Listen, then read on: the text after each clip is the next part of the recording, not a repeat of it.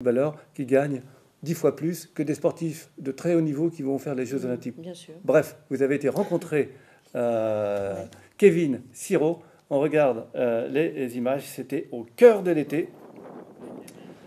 Et donc là, vous avez visité Saint-Quentin. Hein, c'est ça. dans l'antre de l'équipe de France des Pistards avec Kevin Siro, donc lui qui est vraiment concerné, hein, qui a été dans un statut un petit peu, beaucoup même précaire, alors qu'il est champion olympique. Donc c'était incroyable. Et vous avez vu également David Lapartien, le président de la Fédé, Tout à fait. hein, qui est Tout venu à fait, vous voir. oui. C'est impressionnant. Et donc, un coureur comme Kevin qui a consacré sa vie jusqu'à maintenant, toutes ses journées, pour faire briller aussi Bien sûr. hein, la France. Donc, c'est vrai que Bien sûr. avec cette loi, c'était... Et puis c'est quelqu'un qui a connu aussi la précarité. Exactement. Donc pour des sportifs qui agissent aussi sainement, on ne peut pas ne leur proposer que de la précarité. Ouais. Ça n'est pas digne de notre société, Ouais. je crois. Et donc puis, Kevin est vraiment un exemple type du sportif de haut niveau qui pratique l'excellence et qui méritait d'intégrer l'équipe cycliste de l'armée de terre. exactement, c'est un Ouais. super exemple. Et alors, vous savez combien d'entreprises qui ont adhéré Oui. à votre proposition de loi pour accueillir les... Oui, alors pour le moment, il y a 67 entreprises, peut-être un peu plus maintenant, qui ont adhéré. Et il y a 130 sportifs de haut niveau qui sont concernés par les conventions professionnelles avec ces entreprises. Donc ça peut être de grandes entreprises, des PME, des start-up. D'accord. La SNCF, par exemple, est aussi partenaire sur des filières très différentes. Très différentes. Bien. Ça évitera à Romain Beunier, sportif haut niveau canoë, qui lui, il n'avait pas encore intégré une entreprise, il était au Pôle emploi.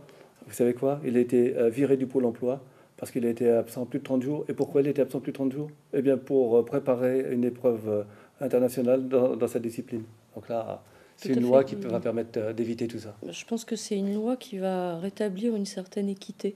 Parce que c'est pas parce qu'on n'est pas fortement médiatisé qu'on n'a pas le droit à la reconnaissance de la société. Donc je pense qu'on rétablit vraiment une équité. Ouais. Et c'était indispensable. Voilà, parce que c'est notre image aussi qui est en jeu. Ce sont des sportifs qui nous font briller au niveau international. D'ailleurs, il y a beaucoup donc la France leur devait ça. C'est tout. Bon, eh ben, c'est une très bonne mesure. Une loi qui sera applicable à la fin de l'année. Tout à fait, fin 2015. Fin 2015. Alors, ce week-end, il y a eu beaucoup d'événements à Issoudun. On parlait de Kevin Siro tout à l'heure. Isabelle Bruno, vous l'avez encore rencontré au Vélodrome. On va regarder les images? Ah bah oui. Allez, c'est parti. Voilà, c'est parti. Kevin, retour aux sources comme chaque année.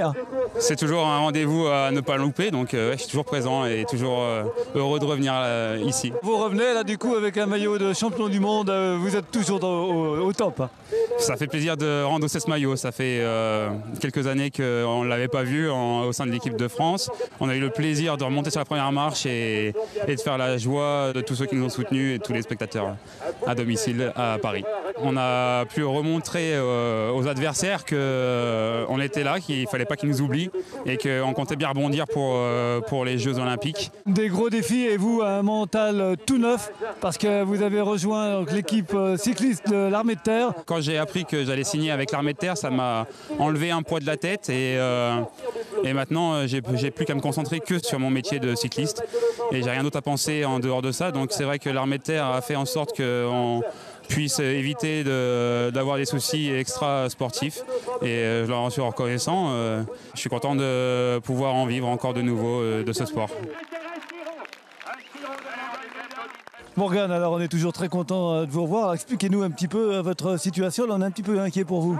Donc sûr et certain, je ne serai pas pro au sein de Direct Energy. C'est Jean-René Bernaudot qui vous l'a annoncé. Oui, exactement, hier. Donc c'est vraiment frais.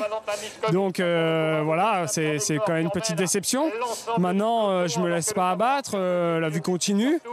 J'ai envie de continuer à faire du vélo. Donc je démarche quelques équipes professionnelles. J'ai quand même une solution de secours ou surtout d'avenir. Refaire un an avec Vendée, là où j'ai passé mes plus belles années, rester avec Jean-René. Et pourquoi pas peut-être passer professionnel au sein d'une équipe l'année d'après ou surtout faire passer mon expérience au sein des jeunes. Et quoi qu'il arrive, j'ai quand même été 3 ans chez les pros, j'ai fait des belles courses, j'aurais aimé en faire plus, mais ça reste pour le moment un beau projet sportif. Voilà. À titre personnel, ce que je veux, c'est vraiment progresser et tirer le meilleur de moi-même. Maintenant, je sais que je ne gagnerai pas le Tour de France. Je l'ai bien vu, je ne dois pas être assez fort ou je n'ai pas les bonnes qualités. Mais voilà, au moins je le reconnais. Et par contre, avec mes points positifs, je fais en sorte de m'en tirer. Je sais qu'il y a moyen de gagner des courses chez les pros. Pas les plus grandes, mais voilà, une victoire, ça reste une victoire. On verra, c'est pour ça aujourd'hui je me fais plaisir à la piste d'Issoudun. La semaine prochaine, je serai au Dieu-Normand et après au championnat de France. Et voilà. Très bien, on va revenir un petit peu